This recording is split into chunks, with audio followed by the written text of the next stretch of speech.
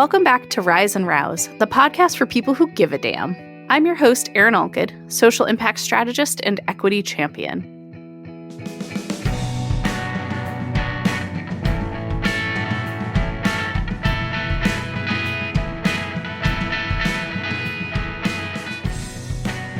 Today, I am joined by the incredible Courtney Daniel. She is an award-winning administrative professional through her business, the Courtney Daniel Brand. She also serves as the vice chair of WSCA Portsmouth Community Radio and sits on the advisory panel for Arts and Reach. Our conversation is a freewheeling exploration of all the ins and outs of community building and fostering equity. Courtney also shares her experience launching the No to Patterns podcast and event series, as well as the online resource that she created featuring BIPOC business owners, change makers, and supporters from all walks of life. She's an absolute tour de force, and you're going to love this episode. Thank you so much to Courtney Daniel for joining me on the Rise and Rouse podcast today. Courtney, I've been looking forward to this conversation for so long, so thank you so much for being here. Thank you for having me. So we originally met at a Feminist Oasis event, if you remember that. And I brought a whole bunch of blackberries to offer for the event. And that became my nickname after that. Yeah, it did. Did you want me to share? Sure. So normally at events, I don't usually go to the table, but that particular day I went to the table and I saw some blackberries and I was like, oh, those are nice sized blackberries. Let me try some. And oh my goodness, the little plate that I had, I filled it up with blackberries. And then I went on to seek the person who brought the blackberries. Come to find out, it was Erin who brought the blackberries. So after that, I nicknamed her Erin Blackberry August. So now ever since I've seen Erin since then is Dr. Blackberry, Miss Blackberry. Everything is Blackberry and it's all good. I have very few nicknames and that's one of my favorites. And that was such a lovely event to meet at too. Mm-hmm. And I definitely miss the days of those events because they were always so much fun. But you have just gone on to since I've known you, you're such a powerhouse and you've gone on to just do so many things. So I'm excited to talk about all that today. So I'll just read a little bit of your bio and then I'll let you share a little bit more about yourself too. So Courtney is a nationally recognized award-winning administrative professional at the Courtney Daniel Brand, and her dedication and ability to build relationships have afforded her the opportunity to work with top-name celebrities in the industry. Her desire to create value in her community has also led to creating No to Patterns podcast and an online resource featuring BIPOC business owners, change makers, and supporters of change. She serves as the vice chair of WSCA Portsmouth Community Radio and on the advisory panel for Arts and Reach. And she believes that dancing and hitting the gym is the secret sauce to self-care, which I love that so much. Do you want to add anything to that? No, I think that's great. That kind of sums up my life. I think it's a snippet of your life, though, because you really are someone who does so many different things for the community. You do so many different things in your professional life. You're helping everybody around you all the time, constantly. You have 3 kids. I know that you're schlepping to all sorts of basketball events and things like that, too. I feel like half the time I talk to you, you're on the sidelines of some sporting event. Yeah, this is so true. Just being able to, I when I first got into the Uber mom, that's what I call myself. So I'm Uber mom. And when I first started out doing it, it was what am I doing? What did I sign up for? It's I'm all over the place. They have a life after school and so do I. So it was just trying to see how I can incorporate my schedule and their schedule at the same time while getting them there on time in 3 different places, right? So we figured it out. Their dad and I, we would just divide and conquer. And, sometimes we would miss events, so we would switch off. So if dad went to one of the sons' event, then it was my turn. So that's how we've been able to kind of keep the basketball thing going, where we're able to make sure that we attend at least one of their games or 2 of their games. But in reference to activities, now I'm just full swing. I feel like I'm just the expert in reference to Uber momming and Actually, I'm about to retire that title probably soon because my oldest two are getting their license. And that's another added layer to parenthood is when your kids are now on the road. But I'm excited. It has been a great experience. Most of the time we have conversations in the car, which is something that I'm going to miss because in the mornings when I take them to school and when I pick them up, we have those, how was your day? What happened today? What were you excited about? So I'm going to miss that. But for the most part, I'm just happy to have experienced the time that I had with them in the car and just to hear their stories and just to see them grow, like from babies to adult young men. So you've got to be so, I'm sure, like thrilled to have them out driving on their own, like to just be able to like give up a little bit of that, like, and reclaim some of that time. And also that's probably got to be, you're saying like, that's hard. It's hard to like watch that transition happen. Right. When I know it's coming, I don't think it's something that you can prepare for. Just like my oldest, he's going to be a senior this year. And I started having conversations with other parents as to how they let go. What happens? Do you start preparing now in the 11th grade for your senior to get ready to graduate and go off to college? What does that look like? And those conversations that I would have in the beginning, I would just tear up. I couldn't even get the sentence out, because it was so emotional for me to even think about. Now I have one that's going off to college. Like, oh, no, I'm not ready. But I just started to channel that energy differently and say, how can I support him? So when he does go off to college, he makes sure he has everything that he needs so that he can feel great about the experience, although mom is at home in a tissue box. So it's just like, just trying to rechannel that and not think so bad about it because I want him to be able to experience the life of a college student. Yeah. One of the things I wanted to talk about was just that you're doing so many different things too. And I don't want to dwell perhaps like on the busyness part of things because I think that it does a disservice to kind of talk about like, oh, well, here's how we balance it all. But I want to hear like what is driving you, I guess, to do all of the different things that you do. And I'd love to hear about like a lot of the Know to Patterns, events and a little bit more about and just share for folks like what Know to Patterns is and, what has been kind of this driving force behind all of this work that you're doing, especially in the community. For me, it's been more so of recognizing a need and an opportunity to create. I'm just being a creative. I'm always full of ideas. I'm always full of ways to implement new things that people may be attracted to. And for me, I'm not afraid to try it. I say I'll try it at least once instead of me regretting that I didn't try it. I will go out and try it if I fail. And if I feel like it's something that is so meaningful, I'm going to try again and continue to try until it's successful. And I want to define success because most people have different definitions. For me, success could look like getting out of the bed in the morning and being able to get dressed, right? That's success. Some people may not be able to do that on a daily basis. Success for me may look like I was able to write a paper from start to finish. That is success.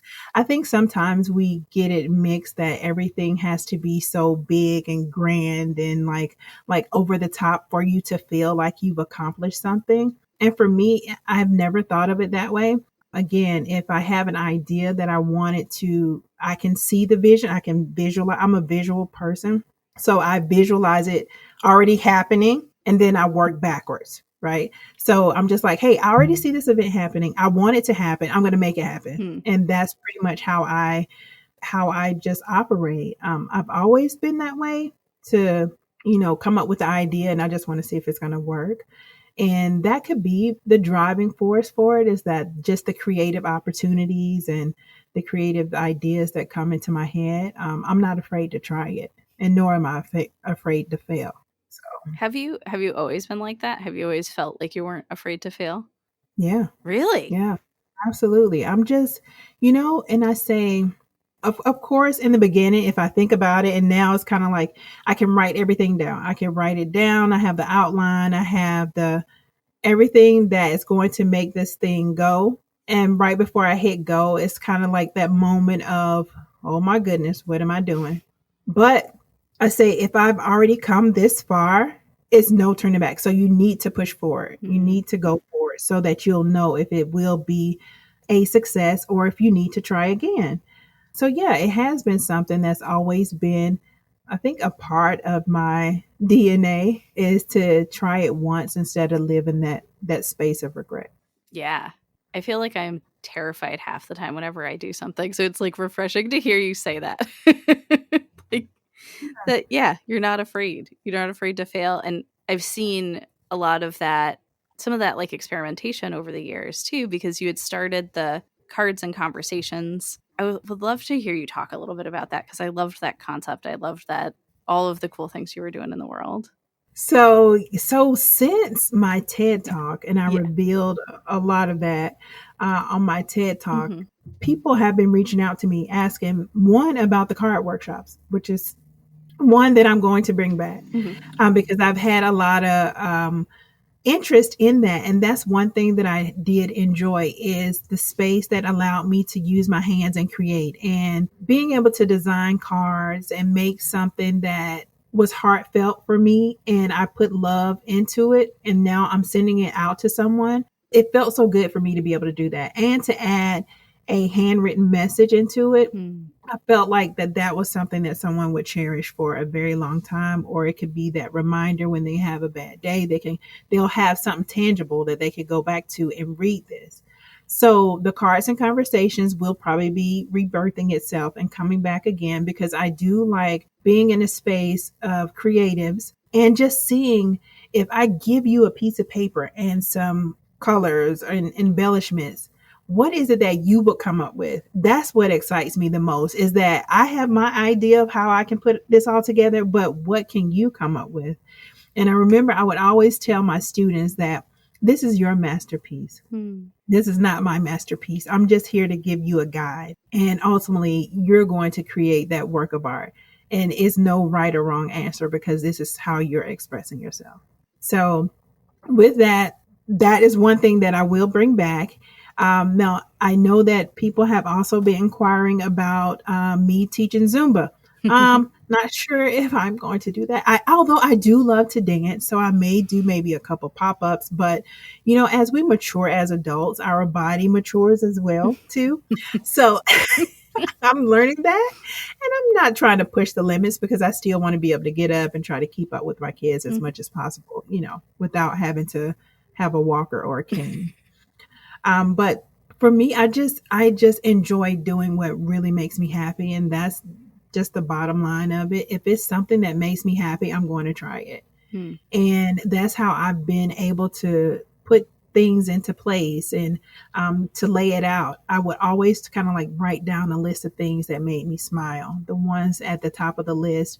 And I also shared this in my talk as well, were designing, dancing, and radio. Those were the things that kind of like I could be there all day if I had time, but of course I don't.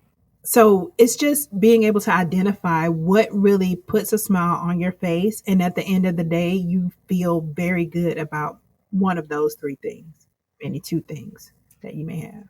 We'll definitely make sure that we link to the TED Talk, because I think people are going to be so excited to go listen to that. One of the things you were saying before, you saw like a need in the community when it came to, and that seems to be like a guiding principle for you for sure. But you said that's what led you to start like No to Patterns. Do you mind just sharing a little bit more about that, and like what did you see in this community that you were like, let's address this and like start to make some headway here? Sure. When I first moved here, I know I would spend days online searching for BIPOC business owners, or any type of networking event that may be for like women-owned businesses, or Black-owned businesses, or anything that related to me, because I wanted to feel like a sense of belonging, which I did not feel when I first moved here, because one, I didn't see anyone who looked like me, so it didn't sink in It's like, okay, I'm in a new place. You don't know to just kind of like immediately identify that you don't see people who look like you. But this kind of stuck out. Coming from Atlanta to here, it was like, oh boy, yes, this is totally different. You're on new grounds. But just taking that in and like, how can I turn this into a positive? So if I'm here, just moved here, and I'm looking for BIPOC business owners, or I'm looking for resources on how to connect and network and maybe talk to someone to see they may be able to share what the lay of the land is. I didn't have that. So I said, you know what, I'll create that resource for someone who may be looking to move to New Hampshire or may be looking to move to the area. They can now use this as a resource where they can get some type of communication or some type of activity so that they'll know, hey, it is people here who look like me. It is people here who are very successful. Let me listen to their stories. Then I may be able to encourage that person to stay. A couple years, I would come and, we would have conversations. We would meet families and be so excited about meeting this family because we felt a connection. And not all of them were families of color. It was kind of like half and half. They would say, oh, we're moving. And I was like, oh my gosh, like we just got here. We just met you. We're fond of you. And now you're leaving. I started to ask, like, why are all these families that I'm meeting are leaving? And most of them had one thing in common. And it was mostly that the lack of resources that were here for people of color and what to do. Like, it's nothing to do. So say, for instance, if I came here for a job, I would go to my job. And then after my job, where's my life? Like, what do I do after that? Is it any type of social clubs, any type of events that I can go to, like jazz or whatever I'm interested in? They didn't see that. Most of them was driving to Boston, which is the same thing that we were doing. We were driving to Boston to get this fix, per se, of being around people who look like you, so you don't have to kind of explain. You could just be. You could just go and be yourself and have a good time. And then you drive back to New Hampshire. But it's only so much that you could do of that. It's only so much that you want to do of that because you're still going outside of your community. So how can I bring these resources in my community? And if they are in my community, how can I let people know that they're here in the community? Know the patterns it started out as an idea that I kind of came up with in the shower one day. I was just like, oh, know the patterns. Okay, know the patterns. What would I do with that name? So for like a couple years, I just held on to that, but it continued to repeat in my mind, like, know the patterns, know the patterns. And I'm just like, I'm stuck on this name. I don't know what I'm going to use it for yet, but this name is catchy. So here we are, fast forward. It is now a resource for the BIPOC community, for change leaders and those who support BIPOC business owners and those who are creating change in the community. And for me, it's all about, let's share your stories. We're sharing the stories. And one thing I like to make clear too, we share our stories, but I try not to focus more on the challenges. Everyone has a challenge, regardless if you're green, purple, black, white. Everyone has a challenge.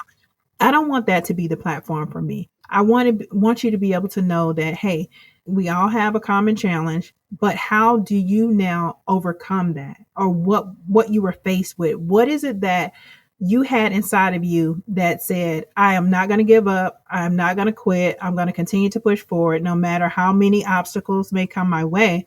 What am I going to do? And how am I sharing this story to help someone else? So that is what Know the Patterns is, just having these conversations and just highlighting or talking about things that we normally don't have a conversation about.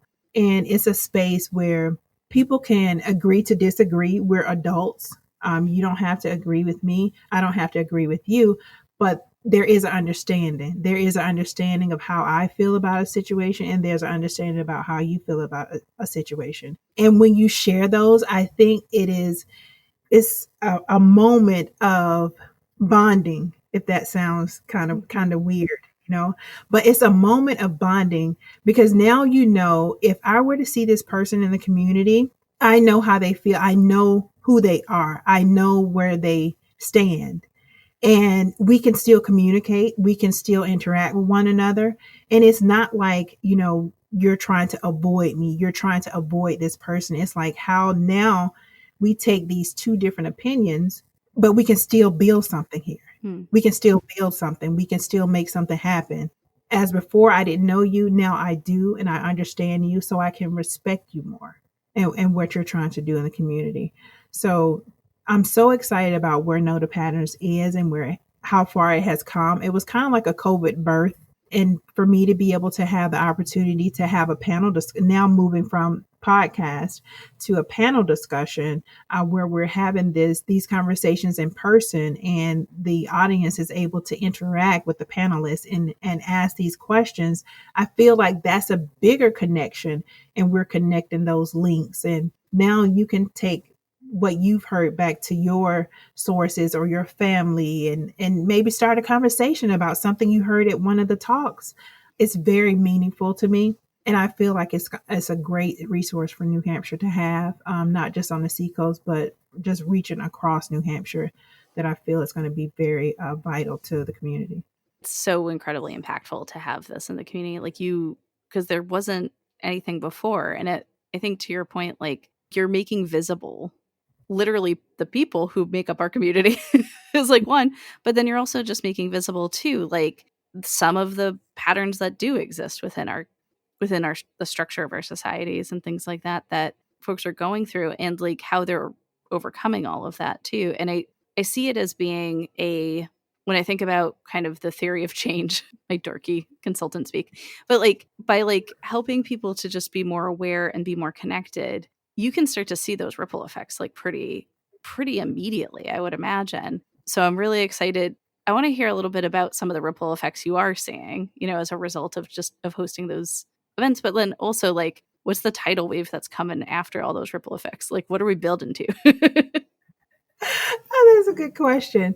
The one thing that I have seen is the opportunity for people to connect with others who they may not have necessarily connected with, and just introducing them to a network of people who are wanting to be active in the community and wanting to do great things. So now I am being introduced to maybe a business owner who may represent a BIPOC person community. And then now you have someone who is a supporter of change. And it's like, hey, how can I now take your skills and your story that has inspired me? How can I now help you? How can I help support you? Because I didn't know you were here. I didn't know where you were. This is my first time meeting you. So it's like, I want to help. So how can I help you? So it's like making those connections of those people who really want to, but don't know what to do, don't know how to. And it's just giving them that little small starting point. And that's the introduction. So what's the tidal wave then? I don't know, Erin, hopefully I would love to be able to continue to grow Know the Patterns in the space of having these panel discussions. And one day it becomes a vital part of the community and a much valued resource. I mean, I don't know, a TV show maybe. Oh, hells yeah. Yeah, just a part of the, New Hampshire Public Radio, maybe a show there. I mean, I don't know. All things are possible, and I'm open to wherever it may go, but I just don't want it to lose its authenticity and how organic I like to build it, because most of the time when I do the questions, they're organic. It's like I'm asking questions based on you and what I've learned about you. And I do that intentionally instead of trying to ask a blanket question to everyone, unless it's something like, what's in your playlist? Like, what are you listening to? Right? But for the most part, I try to target the questions to each person because I want to know about you. And every question does not fit everyone. But if I ask this question, it may strike an idea in the other panelists' head and like, hey, you know what? I've experienced that as well too. Here's how I can help. So just wanted to keep it as organic as possible and just to keep that vibe. That I'm all about the vibe and the energy. And I feel when you present, that's another great connector, is the energy that you feel before you even open the mouth. Well, one, I want you, yeah, I'm so glad you said like TV show or an HPR show, because I'm like, let's just speak that shit into existence, Courtney. Yeah. Like, let's just let's just make it happen. Let's just say it out loud, and it's recorded, so now it has to happen. Yes. So like, the playlist question is fantastic. I want to know what's on your playlist. Right now, I'm listening to a lot of so Killer Mike, he's from Atlanta. So he just came out with a new album and I've been listening to that. And it's so funny. So my emotions are on remix right now. So I'll listen to Killer Mike and then I'll listen to my gospel. And then I will go and listen to like some R&B, like old school Luther Vandross and Anita Baker, Sade, Shaka Khan. So it's like right now my emotions are on remix, but you can definitely find those songs on my playlist. Yeah. I love that. I have to talk about mine. So I have a couple of different playlists that I listen to, but one of them that I like love so much is the Umbrella Academy playlist, like from that show. That is definitely, I have to be in the right mood to listen to it though, but there's just so many like good songs on that soundtrack, like so good. Of course I can't think of a single one at this moment in time, but I can like think of like the scenes and kind of the music behind it, and it's just like it marries like so perfectly, and there's something that happens every time I listen to that. And then other than that, I have like these like late night vibes is the other one that I'm listening to on Spotify right now, and it's just like there's something like very sensual and like sexy and very like chill about it, and I'm like trying to lean into that part of my life right now because as you know, there's like very little chill in me as a human being. So I'm trying to embody that chill. Yeah, but you're recognizing it though, and you're like you said, you're leaning into it, and just the experience of chill vibe, sensual, like, oh my, like I'm feeling this. It's to the bone, I always say music connects us. Like you can go into a room, it could be, you may not know anybody there. If you put on one song and everyone knows, immediately we are all connected. Because now we're singing along, we're dancing, forget the I don't know you or where are you from or why are we here and what's your status or anything like that. Right now, it's just that main character, which is that song that is connecting us together in that moment. Yeah. I love that. I mean, that goes with like what you're saying about like the vibe that you're trying to like to instill in those spaces too. Like that's like the vibe is like the energy, the music, the people, like all kind of like, just being in sync together in a way. And that's how I envision the community. I think back to when I was younger, how I grew up and everyone knew everybody in the community. You didn't necessarily have to live right next door to the person. You could live like on 3-4 streets over. Right. But you knew people in the community. And I feel like we've gotten so far from that because now everyone is like, if I see something, I'm not going to say something. Right. It's like if you see something, you want to mind your business. But I think it should be to a certain extent. If I move into a community or if I'm living in the community, I want to know my neighbors just in case, something may happen. I may be able to assist my neighbor. Like, if they can't get to the grocery store, it's like, hey, I'm running to the grocery store on Tuesday. How can I help you? It's all about helping. If I'm an able body and if I realize that someone else is not an able body, it's not hurting me not one bit to extend and say, hey, I'm going to the grocery store or I'm going to the post office. Do you need anything? And I miss that. I really miss that. Like, I don't know if it worked for you, but like if the neighbor moved in, you have new neighbors, you bake something for them and you take it to them, right? You just like welcome. It's kind of like welcome to the family. Like you're a part of us now because mortgages nowadays are like 30 years. So it's like, hey, you're going to be here with us for a long time. You might as well get to know you, right? So it's like that. And I miss that part. And I share these stories with my kids and they could clearly see the difference. Like people don't do that nowadays, but that's what I want to see happen. If it's not the actual, here's a pie. at least it could be, hey, if I see you on the streets or if I see you out walking around, I want to be able to know that I know you and I know what you're doing. And I may be like, hey, there's Erin. She's a great consultant. Let me introduce you to her. Mm-hmm. That kind of thing. And that's how we continue to build the community and make it strong. I with my neighbors recently, I was talking to my neighbor just out in the parking lot one day, and I've been like reclaiming the space that I have outside to just plant a gazillion different things. It is a hot mess right now, which like I love totally. But I was like, oh, don't worry, I'm gonna like kind of like tidy this up in a little bit. He's like, yeah, it's getting a little out of control. But I don't think he meant it to be like a jerk or anything like that. But I was like, no, you're right. So what I did is like there had been all of these like beautiful, like teensy purple flowers that had like been sprouted up like everywhere in this space with like a long stem, but like teensy tiny little purple flowers. So I literally harvested all of them and then gave them all to the neighbors, like in just like a little mason jar. And they like loved it. Everybody, I got a text from another one of the neighbors who was just like, oh my goodness, this is the sweetest thing. And then I was like, I probably should have made sure that the cats, because she has cats, I was like, I hope that it's not poisonous to cats. So seems like we're okay right now. She hasn't told me anything. It's a thought that counts, Erin. and that gives a new meaning to sustainability and recycling and reusing. Yep. I love that. I love that.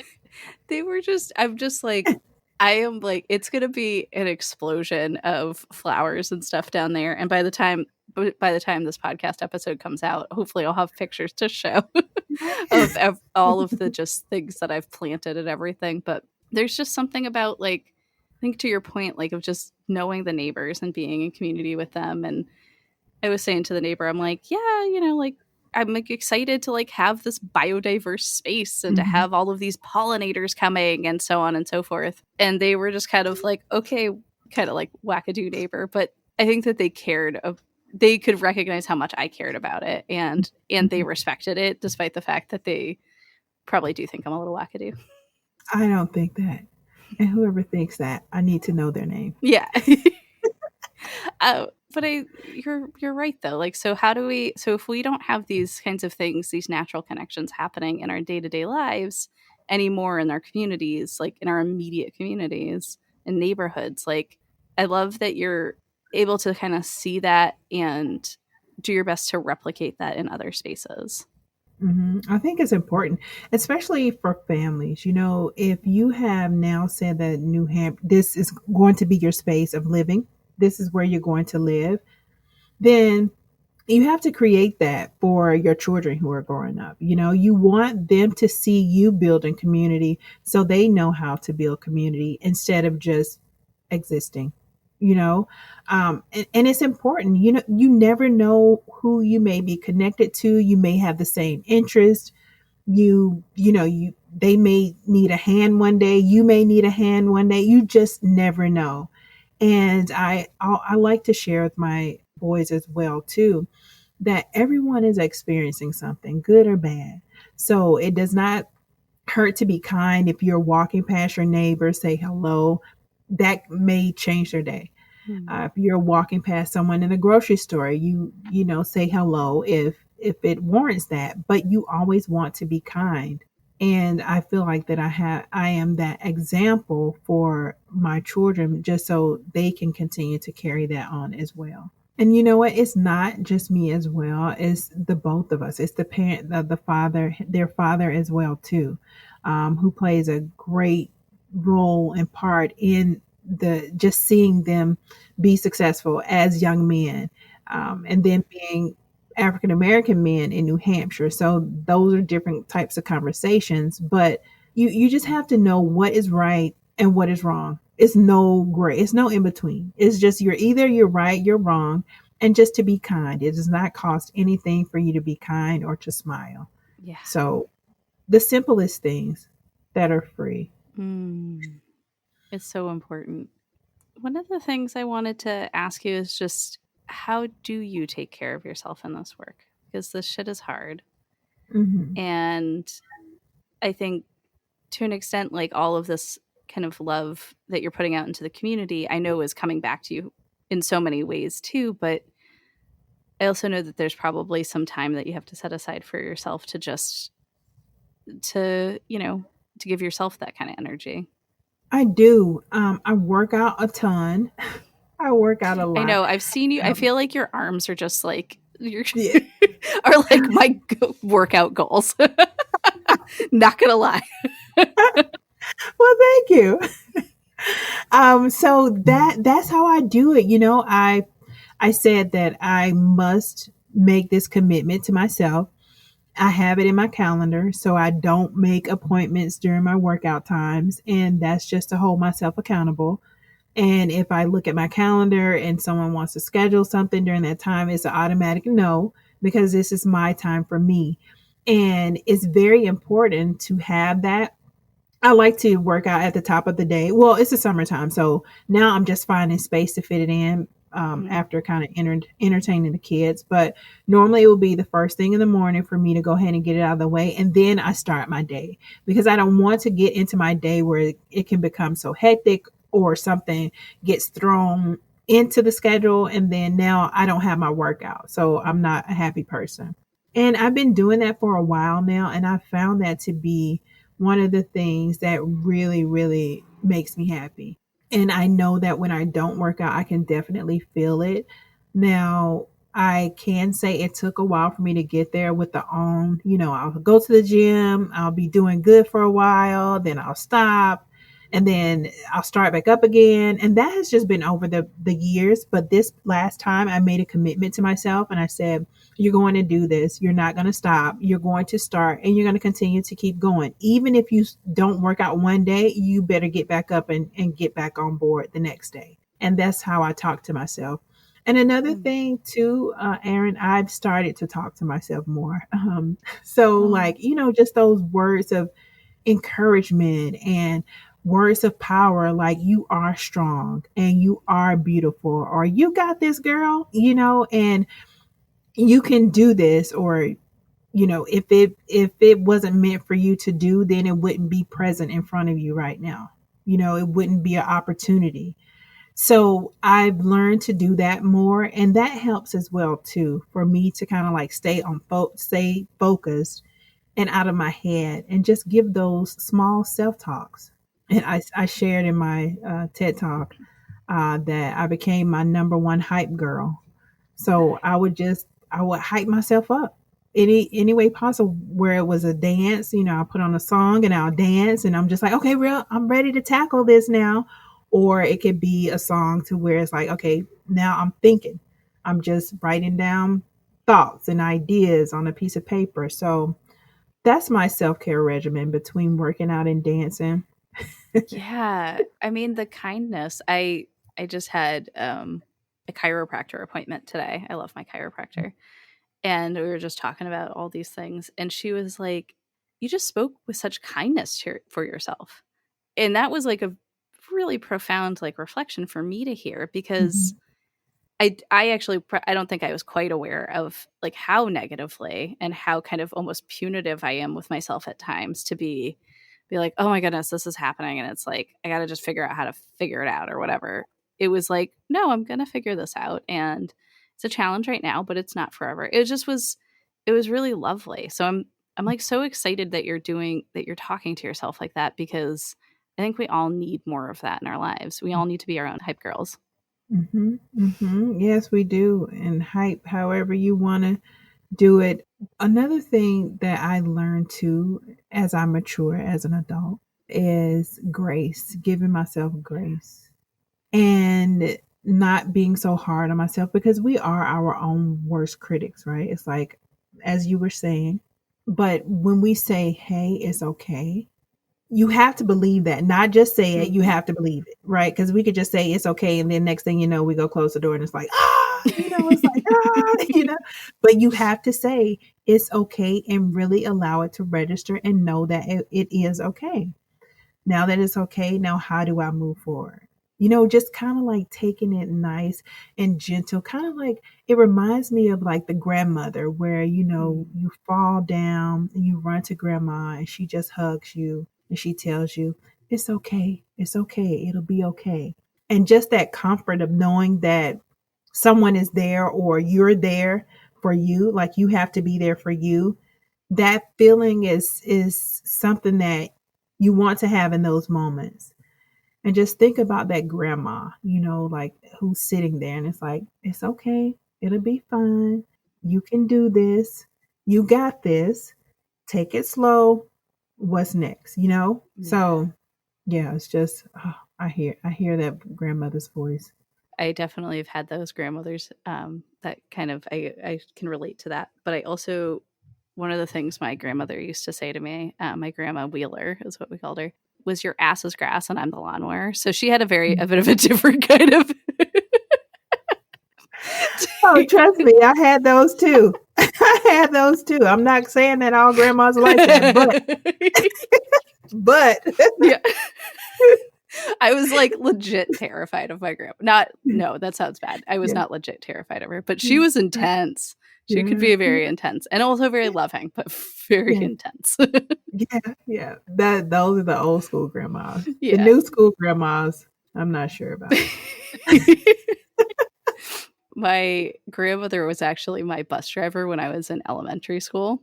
Mm-hmm. And I remember my very dear friend Nathan, who I've known, for the last 32 years or so. He came to my like birthday party and he saw, Grandma Wheeler there. And he was like, what is Mrs. Wheeler doing at your birthday party? And I was like, oh, that's my grandmother. And he was like terrified. He was like, oh no. I bet he does not remember that. I should ask him. But it's a funny thing to just kind of think back that like about how other people experience your grandmother. It's so very interesting. And those are the memories, those are the memories you look back on and you can kind of like, take it for what it's worth at the moment and now too. But just the memories, I just love the memories, whether they were good or bad. It's just, I think it just built the character and into the person of who you are today. And that speaks for anyone. It's just when you have those, they supported and loved you in a different way, right? Mm. They supported us and loved us in a different way because that's what they knew. That's what was probably taught to them. And it's taken me to be like this mature adult to realize that I don't think it was like, at least I can speak for myself. It wasn't a way of wanting to be mean all the time. Mm. It was just a way of them showing love, how they knew how to express it. Yeah. And then now you have to kind of like internalize that as you get older and say, hey, do I want to go that route or do I want to try to incorporate something different and go another route? And that's the choice that you can make. And I love that. I love that you have that kind of like a starting point. You have that starting point. And it's like, okay, how do I go with this? Do I make it better? Do I change some things to make it work for me? So yeah. Like kind of honor that lineage while also charting your own path. Right. Absolutely. Where do you find hope in the midst of all of it? I find it knowing that what I am doing is making people feel good and making people smile. That's where I am with hope to keep going because it's needed. I haven't felt like I'm doing something wrong. I haven't felt like it doesn't feel bad to me. This feels good to me, what I'm doing and the space I'm in. So that's what keeps me going. Yeah. Yeah, that feeling of like alignment probably. My very last question for you is just, what does it mean to you to give a damn? Showing up as my best self and how I know who I am. Like just showing up, giving what I know, being who I am, and not trying to do it any other way than the Courtney way. You are a unique, beautiful soul. Thank you. I'm so, so grateful to have this conversation with you today. Thank you for having me. It has been a great time chatting with you, Erin, as always. Rise and Rouse is created and hosted by me, Erin Allgood. It is produced and edited by Steph George of Stefania Audio. Production support from Grace Cleary-Morin and Jana Krizanova. Our theme music is written and produced by Krizanova. If you enjoyed this conversation, please leave a 5-star rating and review to help us reach more people. Make sure to follow Rise and Rouse wherever you listen to podcasts so you never miss your chance to hear from someone who gives a damn. Follow us on Instagram @Rise and Rouse and sign up for my newsletter by going to allgoodstrategies.com.